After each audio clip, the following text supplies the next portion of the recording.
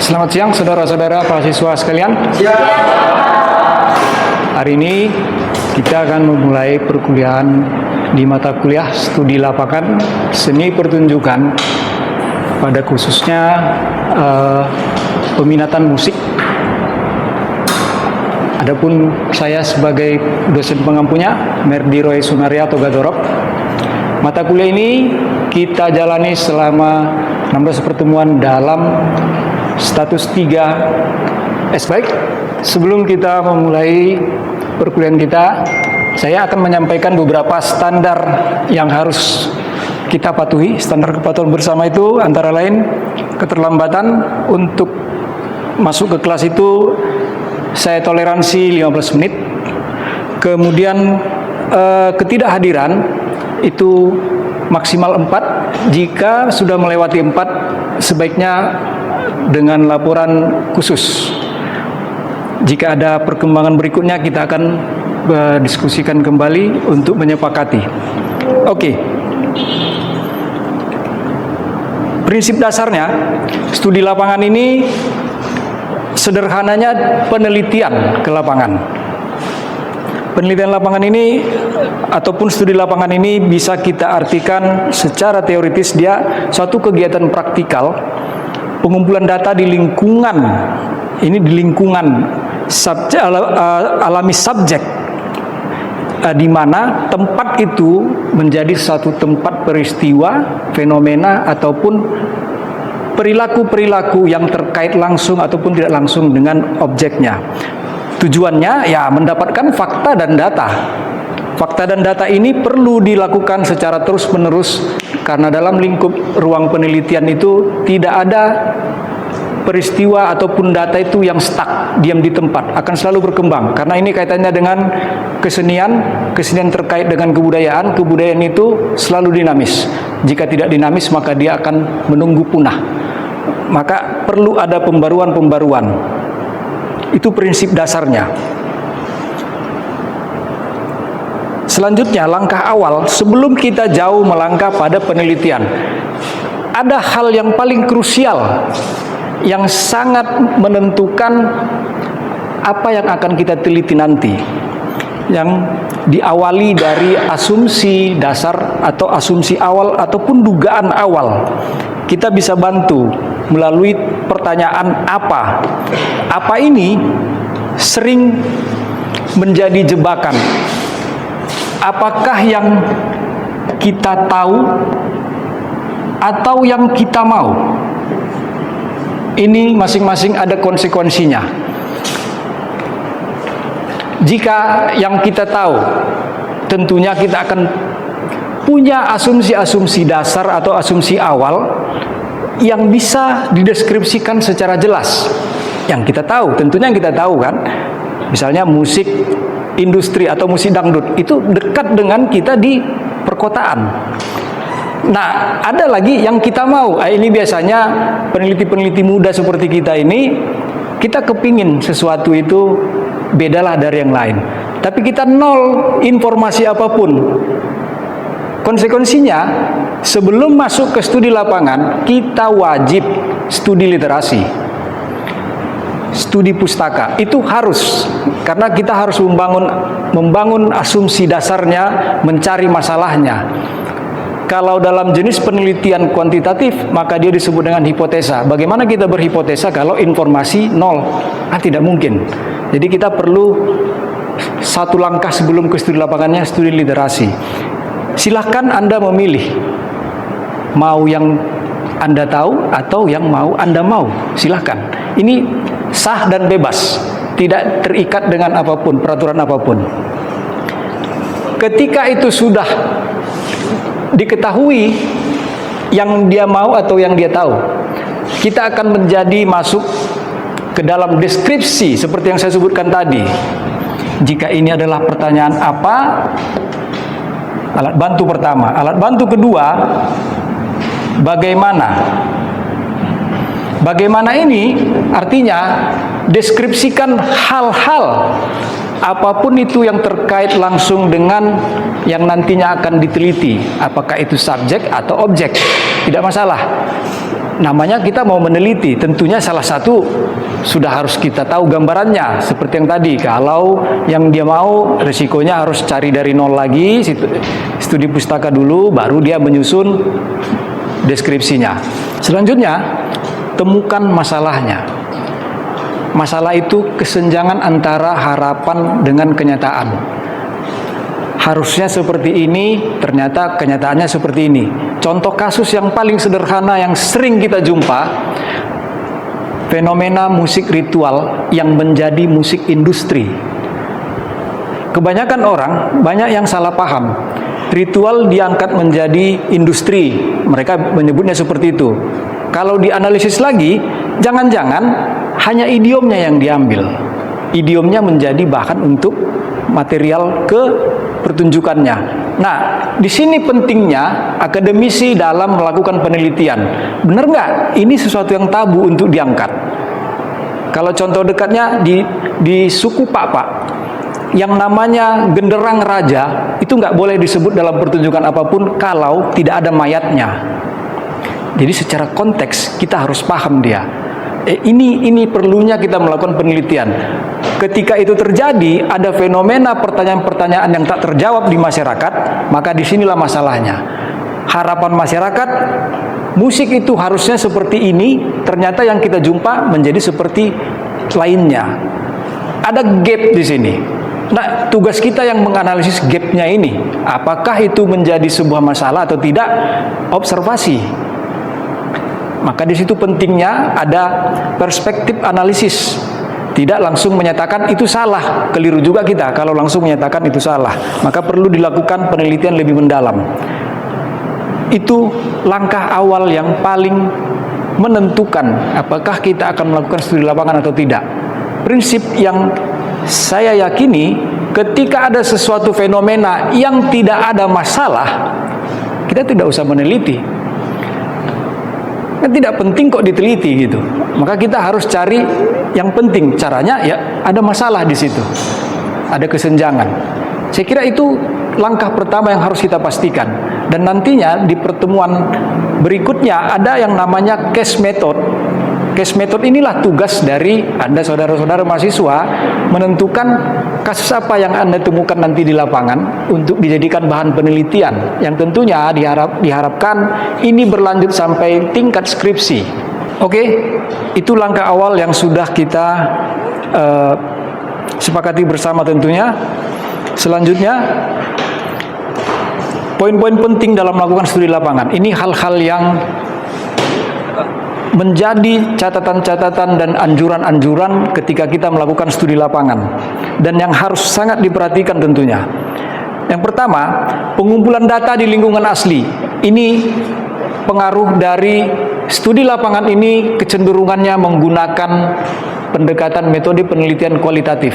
Jadi dia menurut Norman Kadenzin maupun Lexi Moleong dan Sugiono, bahwa kalau penelitian kualitatif itu harus dilakukan pada setting natural, setting alami dari subjek dan objeknya. Jadi ini hampir tidak bisa kita rekayasa karena akan ada indikator yang menilai itu apakah ini suatu rekayasa atau tidak. Biasanya pembanding-pembanding dengan hasil penelitian sebelumnya.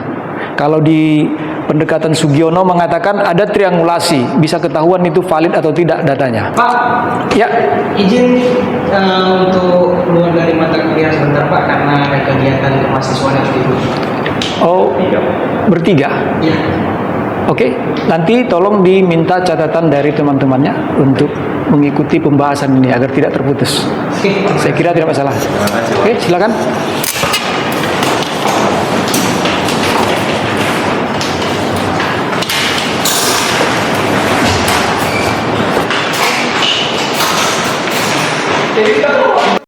Baik, kita lanjutkan pembahasannya. Memahami konteks, ini yang saya sebut tadi. Konteks itu penting ketika kita akan melakukan penelitian atau suatu studi lapangan yang berhubungan dengan ritual-ritual non-ritual. Kita harus pandai menempatkan diri. Kalau pengalaman kami sebelumnya ketika melakukan penilaian lapangan, ketika ada ritual, maka kami setidaknya ikut aturannya. Tidak bisa ini, tidak bisa itu, segala macam. Kita tidak bisa membantah itu. Ada kaitannya dengan istilah emik dan etik. Kemudian metode pengumpulan datanya perlu dipertimbangkan. Kalau memang memungkinkan untuk wawancara langsung, it's okay, langsung wawancara. Tapi kalau memang harus dianalisis dokumen dulu, tidak masalah. Jadi ini cukup fleksibel bagaimana metode pengumpulan data ini. Beberapa kasus yang pernah kami tangani itu, narasumber yang harus dicari tinggal satu orang, sehingga memvalidasinya catatan-catatan terdahulu. Kalau dalam studi sejarah, lisan dapat dijadikan sebagai sumber referensi, lisan. Tapi kalau hanya satu orang, itu tidak valid. Kita harus bandingkan, minimal ada 3. Kalaupun tidak dapat 3, terpaksa sekali ada 2 orangnya, 1 yang memvalidasi berupa catatan-catatan. Ini catatan sekarang ini, kalau dulu jurnal harian para pejabat tinggi di masa VOC, itu kalau dalam studi sejarah. Sekarang koran pun bisa, koran di tanggalnya tentunya, itu sudah cukup diterima. Yang berikutnya tentunya ini untuk mendapatkan wawasan. Ini yang saya sebut tadi, mau yang dia tahu dulu atau yang dia mau. Jadi harus mendalam. Tidak bisa suatu kajian penelitian itu hanya nampak kasat mata saja. Karena yang namanya suatu peristiwa di dalam kesenian, tentunya kesenian ini tidak akan terlepas dari teks dan konteks. Ini pasti.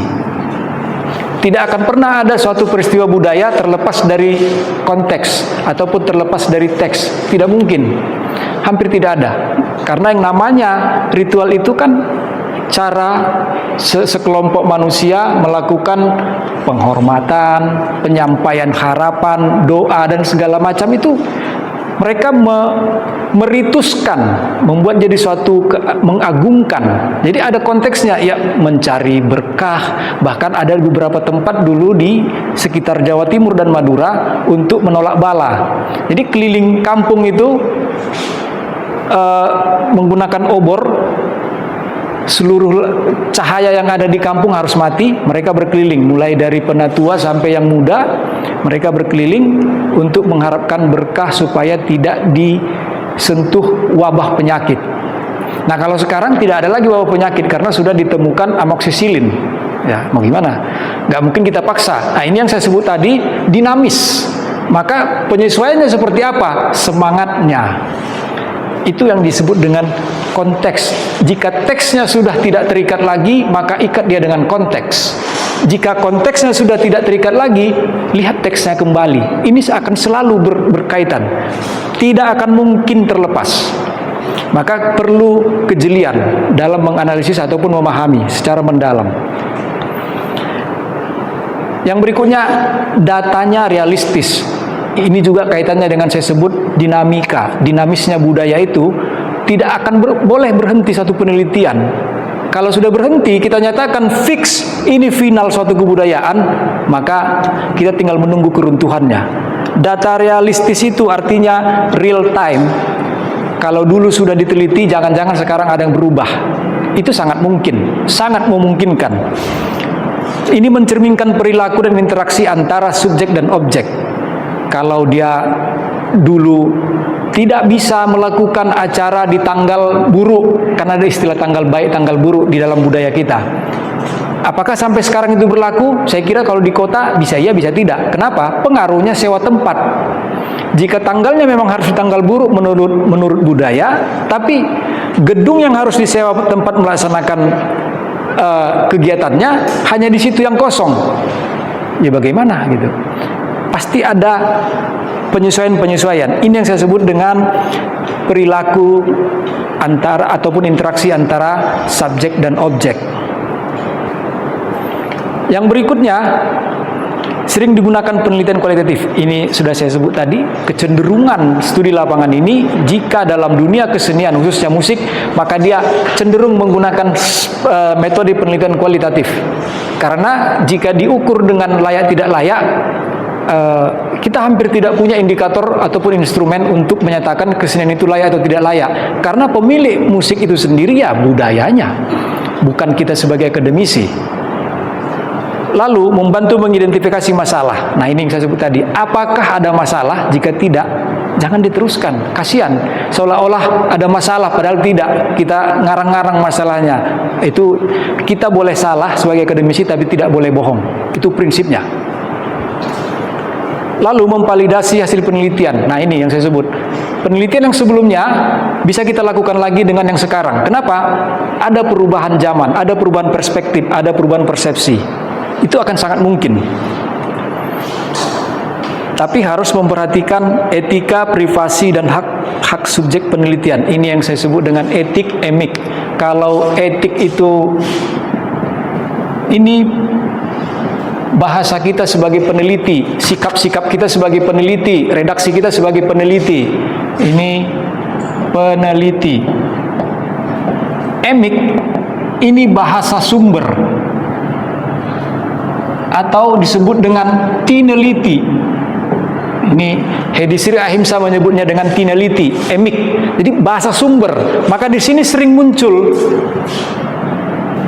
idiom.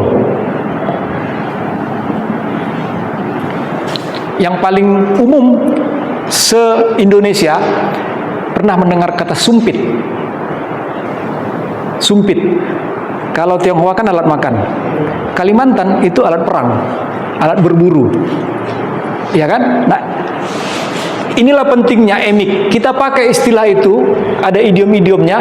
Kita menjelaskan sebagai peneliti itu yang disebut dengan etik. Jadi yang dua ini tidak boleh kita lepaskan. Ada etik, ada emiknya.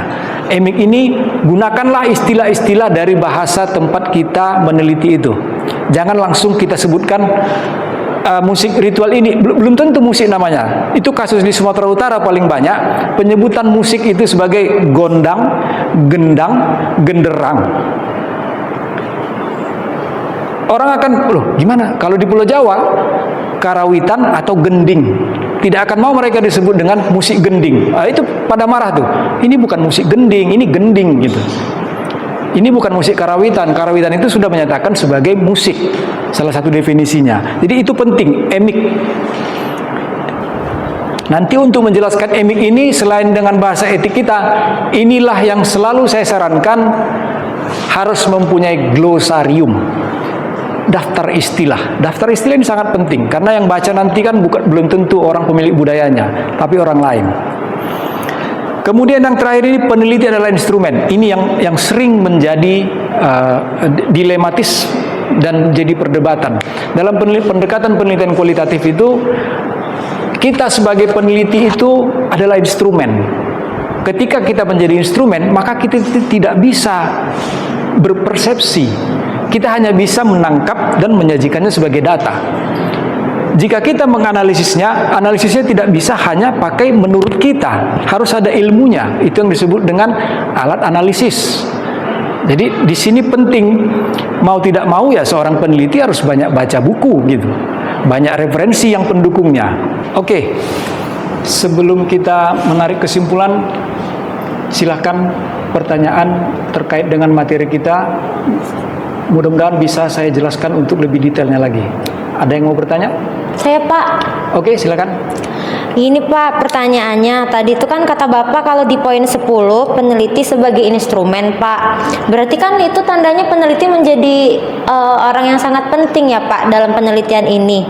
Nah, terus boleh nggak, Pak, kalau misalnya kita itu meneliti tapi ruang lingkupnya itu di luar dari kebudayaan asli kita, Pak. Jadi misalnya kayak saya kan orang Jambi, Pak, tapi saya pengen memahami musik daerah Sumatera Barat gitu, Pak. Itu bisa nggak ya, Pak?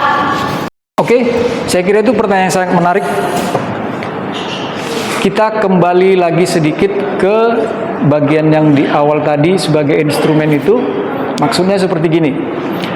Kita diletakkan sebagai alat rekam data. Nah, pertanyaannya, apakah kalau berbeda budaya yang kita miliki akan menjadi masalah? Saya kira tidak. Ada yang namanya metode etnografi, ada yang auto etnografi, ada yang namanya antropologi. Kalau ini sebagai ilmu, kalau ini sebagai metode. Ini kembali sedikit di bagian paling awal. Artinya Anda sedang melakukan penelitian yang Anda mau tentunya, karena tertarik, ketertarikan secara individu, alasan untuk melakukan penelitian. Enggak masalah. Kalau autoetnografi itu, orang yang pemilik budayanya langsung melakukan penelitian ke dalam keseniannya. Dia yang melakukan semua peristiwa itu, dia ikut di dalam sebagai pelakunya, dia yang menyajikannya, dia juga yang menilainya. Saya kira ini contoh-contoh yang paling sering kita lihat itu kalau dia seniman ataupun tokoh-tokoh musik yang sudah memiliki nama besar di Indonesia sangat banyak. Nah, kalau etnografi ini sebuah pendekatan, kita terjun langsung ikut dalam peristiwa itu. Tidak selamanya terjun langsung ikut dalam peristiwa menjadi keterharusan atau kewajiban harus paham, belum tentu. Orang dari Jerman banyak melakukan penelitian ke Papua. Mereka itu melakukan studi etnografi, melihat perilaku-perilaku manusia. Bekalnya satu, ini memang konsekuensi logisnya. Ketika kita membangun interaksi ke dalam satu sistem, kita minimal tahu cara komunikasinya. Bisa dari bahasa atau kodifikasi yang lain. Kalau kita sudah paham bahasanya, it's okay. Tapi kalau memang tidak bisa, apakah tidak bisa diteliti? Ya bisa saja. Kita sebagai peneliti punya hak untuk melakukan penelitian ke tempat mana saja. Yang penting, kembali tadi, diperhatikan istilah etik dan emik. Maka kita bisa meminjam, mungkin ada guidance ya, biasa. Kalau saya dulu melakukan itu di lingkungan masyarakat Jawa dan Sunda, saya tidak paham bahasanya memang. Tapi saya ajak teman saya yang mengetahui bahasa Sunda maupun bahasa Jawa. Dia sebagai penerjemah. Guidance ini boleh kita pakai sebagai alat untuk membuat kita ikut terjun ke dalam. Ini sangat lazim. Di Indonesia itu banyak peneliti dari Eropa melakukan penelitian tentang perilaku manusia menggunakan guidance, mau nggak mau. Bahkan sekelas Rockefeller sendiri, anaknya melakukan penelitian ke Papua Nugini, ya bawa guidance, it's okay gitu, nggak masalah, sepanjang tujuannya untuk mengetahui, bukan untuk menguasai. Nah, ini lain lagi ceritanya nanti. Kalau untuk menguasai, biasanya itu kan mencuri. Karena di Indonesia belum ada istilah hak paten kesenian. Kesenian tradisi kan milik komunal, tidak bisa dipatenkan. Ada yang mencuri itu dan mematenkannya dengan milik pribadi. Nah, ini sering yang terjadi kasus antara kita dengan negara tetangga tentunya, yang sering menjadi perdebatan yang terkadang kita harus membuka kacamata yang lebih luas melihatnya. Mungkin bukan dipatenkan atau diambil, tapi mungkin cara mereka rindu pada leluhurnya. Nah, mungkin saudara sedang rindu pada leluhur atau tersugesti dengan peristiwa musik di Minang ini, tapi karena tidak mengerti, rasanya kok ada kedekatan tersendiri gitu, jadi kepingin. Ya nggak masalah, guidance kuncinya. Lalu yang mau dilihat yang mana? Apakah perilakunya sebagai satu kesatuan di dalam kesenian yang melakukannya saja, jadi hanya pelaku seninya saja, ataupun masyarakat pemiliknya saja, atau lebih luas lagi, pakai antropologi. Kalau dalam antropologi musik itu, kita bisa pinjam dari Alan P. Merriam, menganalisis musik secara teks dan konteks, bisa dilihat dari perilaku, respon wujudnya, lalu ada bunyinya. konsep perilaku wujud ataupun bunyinya. Jadi secara konsep suatu kelompok masyarakat luas menyatakan yang seperti ini musiknya. Lalu setelah disepakati maka perilakunya akan seperti ini kalau mendengar bunyi.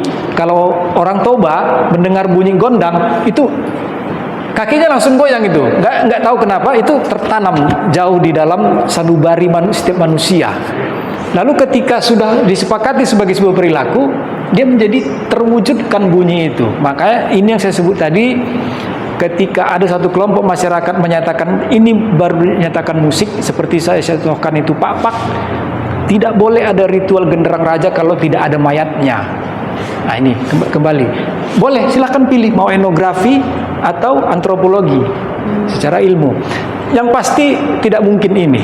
Tidak mungkin. Autoetnografi ini kita sebagai pemilik budaya, pelaku budayanya, pelaku keseniannya, dan kita menganalisis sendiri, mengkaji sendiri, dan menilai sendiri. Ini yang paling sering ini para seniman-seniman ataupun tokoh-tokoh. Oke, saya kira itu kesimpulannya. Pertemuan hari ini, studi lapangan merupakan serangkaian aktivitas penelitian ke tempat berlangsungnya peristiwa. Ini yang saya sebut tadi itu fenomena perilaku manusia ataupun interaksi. Maka penting bagi kita melihat 9 poin di atas, bukan 10, karena ada tadi itu yang paling penting itu ada 9. Satu itu bukan ke manusianya, tapi lebih kepada pendalaman peristiwanya. Makanya saya sebutnya menjadi 9, bukan 10. Menghindari bias perspektif dan fokus, maka perlu dilakukan persiapan objek penelitian secara matang. Nah ini yang saya sebut tadi, apa, bagaimana, dibangun dari asumsi. Maka yang tadi itu harus dipastikan apakah yang Anda tahu atau yang Anda mau, dengan konsekuensi logisnya. Anda tahu tentunya bisa dideskripsikan di awal, ada asumsi-asumsi dasar. Lalu yang Anda mau tentunya harus mulai dari nol, harus siap mencari studi literasi dulu untuk memastikannya. Oke, itu saja untuk hari ini. Sampai bertemu untuk pertemuan berikutnya, tentunya dengan catatan tugas tadi tentang apa dan bagaimana yang akan Anda teliti sebagai bagian tugas studi lapangan. Oke? Demikian yang bisa saya sampaikan di pertemuan pertama ini. Semoga bermanfaat untuk kita. Selamat siang. Terima kasih. Siap.